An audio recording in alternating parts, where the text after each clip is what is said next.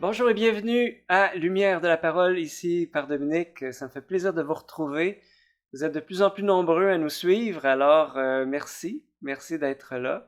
C'est toujours un plaisir. Comme c'est bon de pouvoir partager ensemble sur la parole, la méditer. Alors aujourd'hui, en cette quatrième semaine du Carême, on entre dans l'Évangile de Saint Jean. Vous allez voir, c'est un peu plus compliqué, mais c'est extrêmement profond. Je vais essayer d'en faire, avec l'Esprit Saint, ressortir le meilleur. Voilà. Évangile de Jésus-Christ selon Saint Jean. En ce temps-là, après avoir passé 2 jours chez les Samaritains, Jésus partit de là pour la Galilée. Lui-même avait témoigné qu'un prophète n'est pas considéré dans son propre pays. Il arriva en Galilée. Les Galiléens lui firent bon accueil, car ils avaient vu tout ce qu'il avait fait à Jérusalem pendant la fête de la Pâque, puisqu'il était allé, eux aussi, à cette fête. Ainsi donc, Jésus revint à Cana de Galilée, où il avait changé l'eau en vin. Or, il y avait un fonctionnaire royal dont le fils était malade à Capharnaüm. Ayant appris que Jésus arrivait de Judée en Galilée, il alla le trouver. Il lui demandait de descendre à Capharnaüm pour guérir son fils qui était mourant. Jésus lui dit, « Si vous ne voyez pas de signes et de prodiges, vous ne croirez donc pas. » Le fonctionnaire royal lui dit, « Seigneur, descends avant que mon enfant ne meure. » Jésus lui répond, « Va, ton fils est vivant. » L'homme crut à la parole que Jésus lui avait dite et partit. Pendant qu'il descendait, ses serviteurs arrivèrent à sa rencontre et lui dirent que son enfant était vivant. Il voulut savoir à quelle heure il s'était trouvé mieux. Ils lui dirent, c'était hier à la 7e heure, en début de l'après-midi, que la fièvre l'a quitté. Le père se rendit compte que c'était justement l'heure où Jésus lui avait dit, ton fils est vivant. Alors il crut, lui ainsi que tous les gens de sa maison. Tel fut le second signe que Jésus accomplit lorsqu'il revint de Judée, en Galilée. Acclamons la parole de Dieu. Louange à toi, Seigneur Jésus. Voyez ce qui me frappe dans cet évangile où le fonctionnaire royal, d'abord, il demande à Jésus de descendre avec lui à Capharnaüm. Alors, je ne sais pas si vous vous rappelez, à la fin de l'Évangile, eh bien, ça prend à peu près une journée de marche pour retourner chez lui. Finalement, il avait demandé à Jésus de pouvoir le suivre, faire une journée de marche pour aller guérir son fils. Donc, au départ, le fonctionnaire royal, il demande à Jésus de se déplacer, mais c'est là que Jésus dit, si vous ne voyez pas de signes de prodige, vous ne croirez donc pas. Et c'est là qu'il dit, va, ton fils est vivant.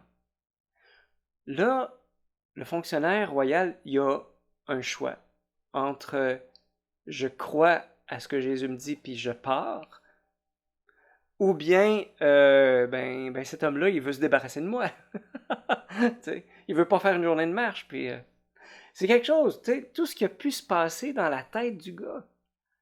Mais il a choisi dans le fond de son cœur de faire confiance à la parole de Jésus. Et ça, c'est exactement ce que Jésus cherche. Des fois, vous et moi, on se demande, Seigneur, qu'est-ce que tu attends de moi? Mais c'est ça. C'est une foi pure, une foi qui ne cherche pas des signes, mais qui dit, Seigneur, j'ai confiance en toi. Peu importe la situation dans laquelle je suis, je sais que tu es là, que tu m'aimes, que tu es avec moi. Je vous donne un petit exercice un peu spécial à faire, si vous voulez. Imaginez que vous mourrez. Ça marche d'abord, c'est pas mal spécial comme exemple.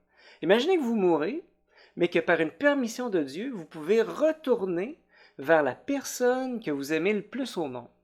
Évidemment, la personne que vous aimez le plus au monde, elle ne vous voit pas, elle ne vous entend pas, rien de ça. Mais que si elle descend dans son cœur, si elle fait silence, elle peut percevoir que vous êtes là. Alors, imaginez que, tu sais, vous aimeriez tellement dire à la personne que vous aimez, « Hey, je suis là, je suis pas loin, je veille sur toi. » Mais la personne, elle peut pas vous entendre, elle peut pas vous voir, elle peut pas vous entendre. Vous aimeriez tellement ça qu'elle croit que vous êtes là. Voyez? Alors, imaginez que la personne que vous aimez le plus au monde, elle m'en est fait silence, elle descend dans votre cœur, puis elle se met à percevoir votre présence. Puis que là, tout fort, elle dit votre nom en disant « Je crois que tu es là, puis je crois que tu m'aimes. Même si je te vois pas, même si je t'entends pas, quelle sera votre joie? » Hein? C'est tout un exercice à ce que je vous propose. Mais il y aurait une joie spéciale d'être reconnu alors que l'autre, la personne aimée, ne te voit pas, mais ne t'entend pas, mais dit « Je crois que tu es là, puis je crois que tu m'aimes. » C'est exactement ça pour Jésus. Le Seigneur, il est là, il est à côté de toi. Tu ne le vois pas, mais il t'envoie son Esprit Saint.